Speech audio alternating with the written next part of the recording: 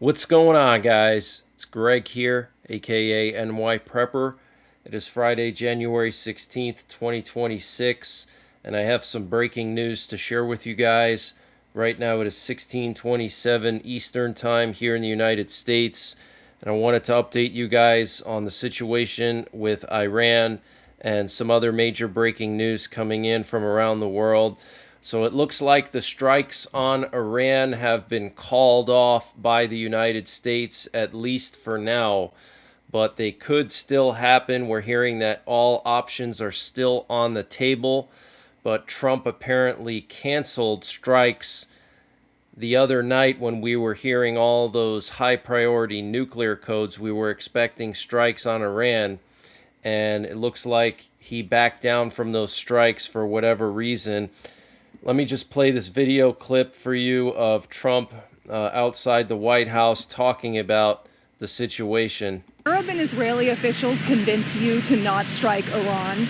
Nobody convinced me. I convinced myself. You had yesterday scheduled over 800 hangings. They didn't hang anyone. They canceled the hangings. That had a big impact.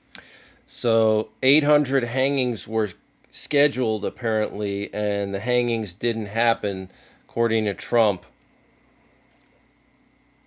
So that's the main reason why he decided not to strike Iran, because they postponed the hangings or canceled the hangings. But we'll have to wait and see what happens. The White House is still being flexible with their response to Iran. Also, the Venezuelan opposition leader, Maria Machado, gave her Nobel Peace Prize to President Trump.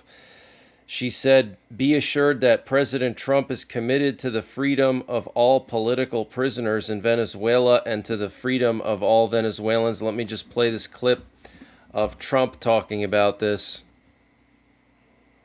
But I'll tell you, I had a great meeting yesterday by a person who I have a lot of respect for, and she has respect, obviously, for me and our country, and she gave me her Nobel Prize. But I'll tell you what, I got to know her. I never met her before, and I was very, very impressed. She's this is a fine woman. Where are you? But I'll tell you, I had a...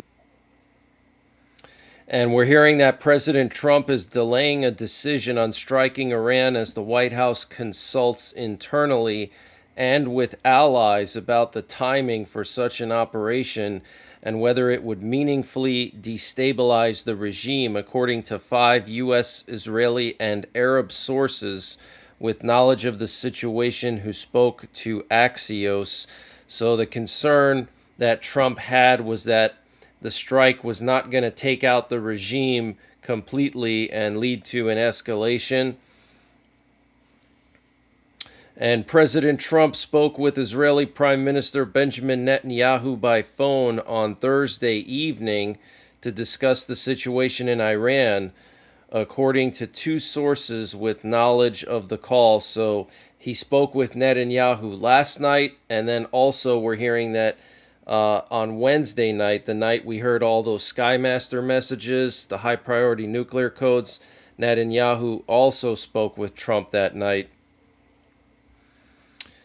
And U.S. officials say military action is still on the table if Iran resumes killing protesters.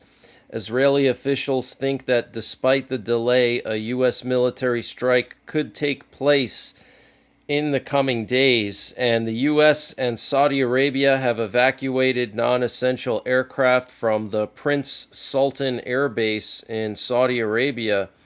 Satellite imagery from January 15th shows that only tanker aircraft remain, with all other aircraft having departed. So they still haven't brought back the tankers and various aircraft to the major U.S. base in Saudi Arabia.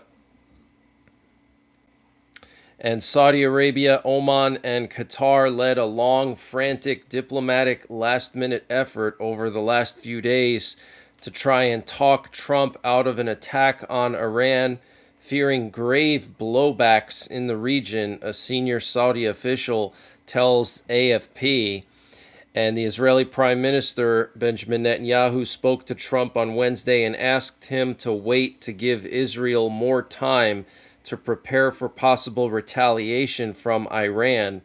An Israeli source said that in addition to concerns about retaliation, the current plan by the U.S. includes strikes on security force targets in Iran, but is not seen by Israel as strong or effective enough to meaningfully destabilize the Islamic regime. So it looks like Trump just wanted to blow up the police forces in Iran, but that's basically it. And Israel said that that could lead to retaliation and it wouldn't decapitate the regime. That's what sources are saying, but who knows? You know, these are the same sources that said that Trump backed down on Venezuela and then he ended up capturing Maduro. So let's see what happens.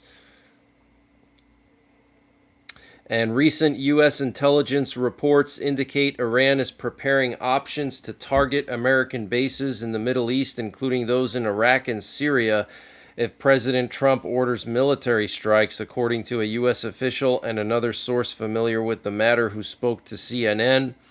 An Israeli Channel 14 is reporting that President Trump made up his mind. The strike will come even if it is delayed by a few days. Okay, so that's what the Israelis are saying, that Trump still plans to strike. And the White House press secretary, Caroline Leavitt, said all options remain on the table. And the Iranian defense minister said yesterday, our intelligence shows coordinated foreign-backed planning for unrest in Iran, including financial and logistical support and fixed payments for violent acts. So they're accusing foreign actors of supporting these protesters in Iran. And an Iraqi security source told CNN that over the last few weeks, nearly 5,000 fighters from Iranian-backed paramilitary groups in Iraq entered Iran via two separate border crossings in southern Iraq recently. So thousands of fighters coming back into Iran to prop up the regime. And Arab governments believe U.S.-Iran tensions have cooled following intense diplomacy that urged President Trump to avoid military action, warning a strike could destabilize the Persian Gulf and spike global energy prices, according to the Financial Times. U.S.-Iran contacts reassured Washington that Tehran had paused killings of protesters and planned no executions, while some U.S. military movements continue and options remain under review. The administration is giving diplomacy time for now.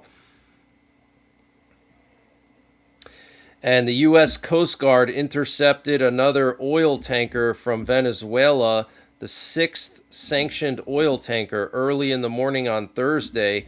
The Guyana-flagged sanctioned crude oil tanker, the MT Veronica, which was boarded and seized yesterday morning in the southern Caribbean off the coast of Venezuela, last week changed its name and registration to the Russian-flagged Galileo, with a home port of Taganrog on the Sea of Azov in the Black Sea in Russia. Interesting. So it was a Russian-flagged ship that the U.S. intercepted and captured. And Putin made some comments yesterday about the U.S. intervening in all these different situations. He said long-standing conflicts are escalating, new hotspots of tension are emerging, and the search for solutions is being replaced by dangerous unilateral actions. Okay, so Putin is definitely not happy with Trump. And if you notice, the talks of peace between Ukraine and Russia have pretty much fizzled out. There's no ongoing peace talks with Jared Kushner or Witkoff talking to the Russians. And a lot of that has to do with, I believe, the Venezuela situation. I think Putin was really pissed off that we went in and captured Maduro. So I don't think we're going to see any peace deal in Ukraine. The fighting is going to continue. And the French President Emmanuel Macron spoke in front of the French military yesterday and made some interesting statements. He said Greenland is an autonomous but integral part of the Danish kingdom. France has decided to join the exercise scheduled and launched by Denmark in a sovereign and independent manner within the framework of Arctic Endurance. A first team of French military personnel is already on site and will be reinforced in the coming days by land, air, and sea resources. So we know that France, Germany, the UK, Denmark, Finland, Sweden, multiple European countries are deploying their militaries to Greenland now out of fears that Trump may try to annex it by force. And Greenland's prime minister had some strong words yesterday for Trump, saying Greenland doesn't want to be owned by the United States. Greenland will not be ruled or controlled by the United States. Greenland will not be a part of the United States. Wow. And the French president also made some strong comments with regards to growing the French military. He said, to remain free, we must be feared. To be feared, we must be powerful, and to be powerful in this world so brutal, we must act faster and act stronger. Okay, so just want to remind you guys that France is the only country in Europe that has its own nuclear weapons domestically produced 100%. The other nuclear power in Europe is Britain, but Britain gets their missiles from us. They use our Trident missiles in their submarines, okay? But France has 4 submarines that are domestically produced. Their missiles are domestically produced, and the warheads are domestically produced. And actually, France is the country that helped Israel build their nuclear program. It was actually the Israelis who approached France in the 1950s and asked France for help in developing a nuclear program. So France is no pushover, but it looks like they're going to increase their military budget to 64 billion euros next year.